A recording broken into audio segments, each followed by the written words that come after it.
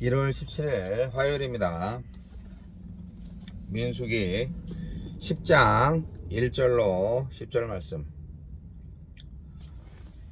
어제 집에 안 들어가가지고 꾀죄죄합니다.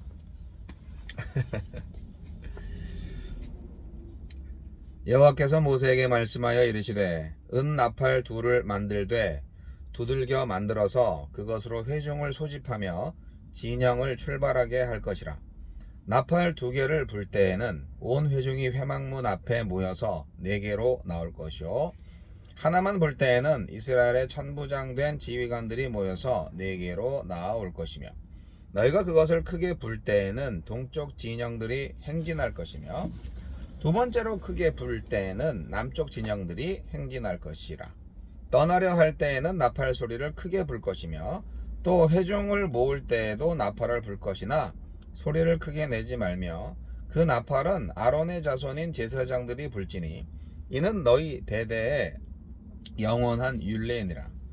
또 너희 땅에서 너희가 자기를 압박하는 대적을 치러 나갈 때에는 나팔을 크게 불지니, 그리하면 너희 하나님 여호와가 너희를 기억하고 너희를 너희의 대적에게서 구원하시리라.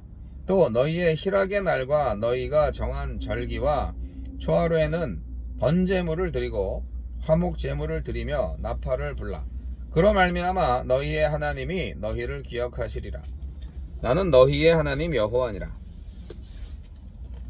명령과 기억의 나팔. 신의 광야를 떠날 때가 이르자 하나님은 은나팔을 만들라 하시고 나팔 소리로 군호를 짜 주십니다. 은나팔 신호는 성막 구름이 대표하는 하나님의 이끄심을 보완합니다. 하나님은 어떤 분입니까? 자신의 뜻이 자기 백성에게 정확히 전달되기를 바라는 마음으로 은나팔 2개를 만들라고 하셨고요, 나팔 신호를 정해주셨습니다. 나팔 2개를 차분하고 길게 불면 회중을 소집하는 신호였고, 하나만 불면 지휘관들만 소집하는 신호였습니다. 하나님은 같은 마음으로 우리에게 우리에게 기록된 말씀인 성경을 주셨습니다. 이스라엘 백성이 나팔 소리를 듣고 모였다 흩어지고 진군했다 멈춘 것처럼 우리가 말씀의 소리를 듣고 우리의 삶의 행로를 하나님의 뜻에 맞추기를 기대하십니다. 이스라엘 백성이 신호를 기억하고 나팔 소리에 귀를 기울였듯이 우리도 하나님의 말씀을 읽고 묵상하며 말씀의 소리를 들어야 합니다. 하나님은 우리가 하나님을 기억하길 바라십니다. 이스라엘이 전쟁에 나갈 때 나팔을 크게 불면 그들을 기억하고 구원하겠다고 하셨고, 그들이 제사를 드리며 나팔을 불 때도 그들을 기억하겠다고 하셨습니다. 그런데 하나님이 나팔 소리가 없다고 이스라엘을 기억 못하실 리가 없습니다. 사실은 하나님이 기억을 하는 게 아니라 이스라엘 백성이 하나님을 기억하고 의지하게 만드시려고 나팔을 불게 하신 거죠. 그래서 믿음으로 나팔을 불 때 그 소리에 반드시 응답하겠다고 약속하셨습니다. 우리의 기도가 곧 나팔과 같습니다. 우리가 하나님을 기억하고 믿음으로 간구할 때 하나님은 우리의 기도에 반드시 응답하십니다. 그냥 주시지 않고 기도를 요구하시는 까닭은 우리가 하나님을 기억하고 신뢰하기를 바라시기 때문입니다. 우리에게 주시는 교훈은 무엇입니까? 하나님의 뜻을 그 백성에게 알리는 일을 맡은 책임, 그 사람은 그 책임이 막중합니다. 그래서 하나님은 은나팔을 부는 직무를 오직 제사장한테만 맡겼습니다. 오늘날에도 하나님은 설교자, 전도자, 교사 등 말씀 사역자들을 세워서 하나님의 뜻을 하나님의 백성에게 전달하게 합니다. 선포하고 가르치게 하십니다. 말씀 사역자들은 자기 책임이 얼마나 막중한지, 얼마나 큰지 인식하고 하나님의 말씀을 왜곡 없이 선명하게 전하기 위해서 최선을 다해야 합니다. 고린도전서 14장 8절은 이렇게 말합니다. 만일 나팔이 분명하지 못한 소리를 내면 누가 전투를 예비하리요? 라는 바울의 걱정. 이것은 오늘도 유효합니다. 나팔 한번 잘못 불었다가는 큰일 나죠. 고대 사회에 있어서는 이 나팔이 굉장한 신호였습니다. 오늘날의 나팔은 말씀이라는 거죠. 주여 말씀의 소리를 듣고 기도의 소리를 내며 인생길을 걸어가게 하소서.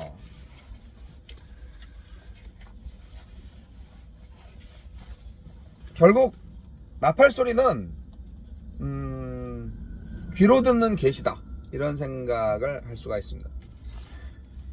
그러니까 그 성막 위에 불기둥과 구름기둥이 이렇게 있잖아요. 그거는 눈으로 볼 수 있는 하나님의 계시라고 한다면, 나팔 소리는 귀로 들을 수 있는 하나님의 계시다, 이렇게 볼 수 있는 거죠.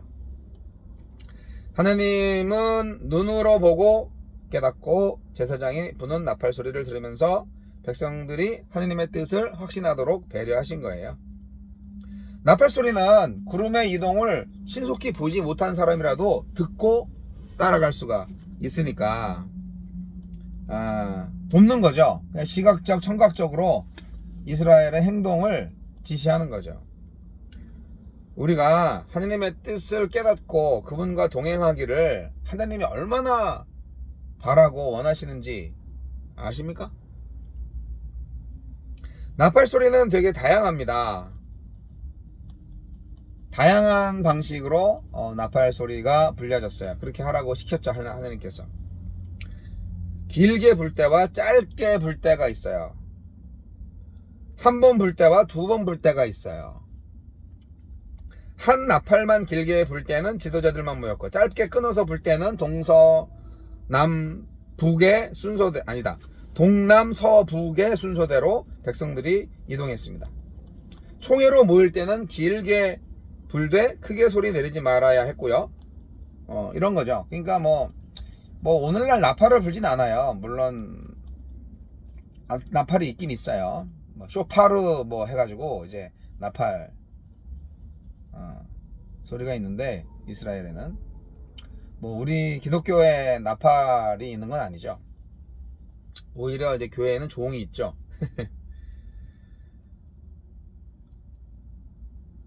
말씀을 나팔에 비유합니다. 말씀을. 아까도 말씀드렸던 것처럼 반복적으로 강조한다면, 나팔 소리와 같은 말씀에 민감하자. 그래서 하느님의 뜻을 분별하자. 그리고 제대로 순종하자, 이겁니다.